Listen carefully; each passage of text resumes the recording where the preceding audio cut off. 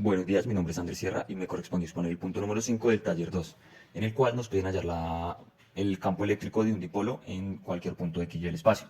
Entonces acá tenemos nuestro dipolo, que es una carga positiva y una negativa, y tenemos nuestro punto XY.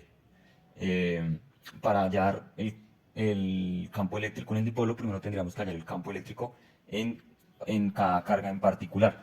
Para eso tenemos esta ecuación, que sería la constante por la carga sobre la distancia de la carga al punto al cuadrado por el vector unitario, R1. Entonces vamos a utilizar esto para hallar el campo eléctrico que genera cada carga. Primero tendríamos que hallar el vector unitario. Entonces acá tenemos el vector unitario R1, que en el gráfico sería este.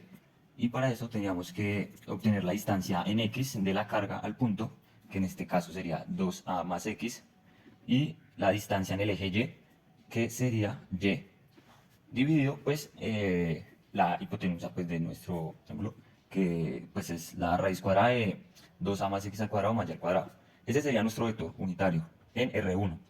En R2, que es este vector unitario, tendríamos en X la distancia, que vemos que es solo X, y en el eje Y, pues tenemos la misma distancia Y, dividido acá, pues en la hipotenusa, que es la raíz de X al cuadrado más Y al cuadrado. Entonces, estos serían los vectores unitarios que utilizaríamos para la ecuación. También tenemos aquí la distancia de la carga al punto, que como vemos es la carga 1, sería de aquí hasta aquí, que pues sería la hipotenusa del triángulo, que pues es esto, la raíz de 2a más x al cuadrado más y al cuadrado, y la de R2 sería esta. Entonces vamos a proceder a reemplazar esto en la ecuación. Entonces para la carga positiva tenemos bueno, la constante por la carga dividida en la distancia, que es esta, al cuadrado, por nuestro vector unitario, que sería este. Realizamos la operación, multiplicamos abajo y nos quedaría la constante por la carga por 2a más x en y más y en j sobre 2a más x al cuadrado más y al cuadrado, todo eso a la 3 medios. Y esta sería nuestro campo eléctrico en la carga positiva. Ahora en nuestra carga negativa. Entonces tenemos la constante por la carga sobre nuestra distancia, que pues la raíz se quita con este cuadrado de acá, por nuestro vector unitario menos x en y. ¿Por qué menos x? Porque la carga es negativa. Entonces es como si tuviéramos un vector unitario hacia este costado. em, sí, componente en menos x, pues porque está en el cuadrante 3. Entonces, este sería el vector unitario. Y procedemos a multiplicar y nos quedaría que nuestro campo eléctrico en la carga negativa sería menos la constante por la carga por x en y más y en j sobre x al cuadrado más y al cuadrado, todo eso a la 3 medios. Listo, entonces ahora vamos a decir que esto lo vamos a llamar A y esto lo vamos a llamar B, como tenemos acá. Solo para no tener que escribirlo pues, en toda la ecuación. Entonces procedemos a sumar cada campo eléctrico de cada carga para obtener el campo total. Entonces, este sería nuestro campo el positivo de la carga positiva y este no es de la carga negativa.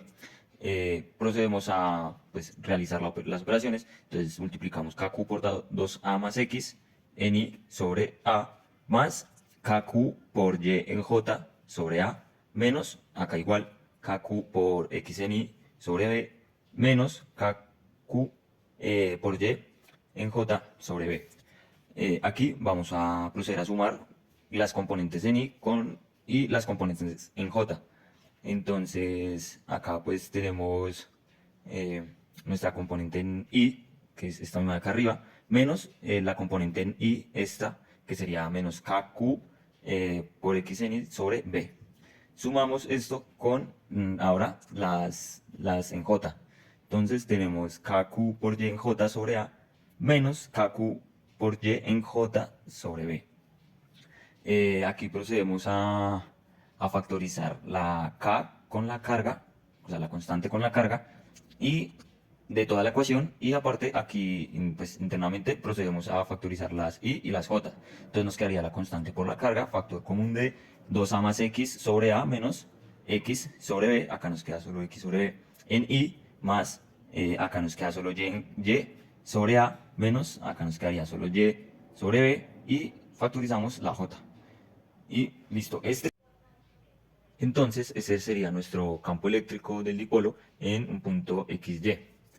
También nos piden allá realizar una gráfica dándole valores a la carga y a la distancia del campo eléctrico versus X y versus Y, como vemos aquí. Entonces, a ver, le damos estos valores a las incógnitas y procedemos a realizar la gráfica en GeoGebra.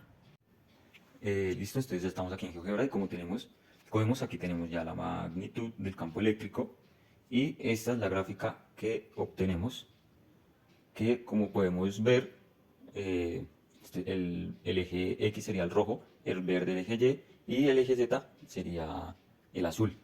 Como podemos ver acá, estas dos montañas, se pueden decir, representan las cargas. Como vemos, la de la izquierda sería pues la positiva y la de la derecha sería la carga negativa. Y en el eje Z nos representaría la intensidad del campo eléctrico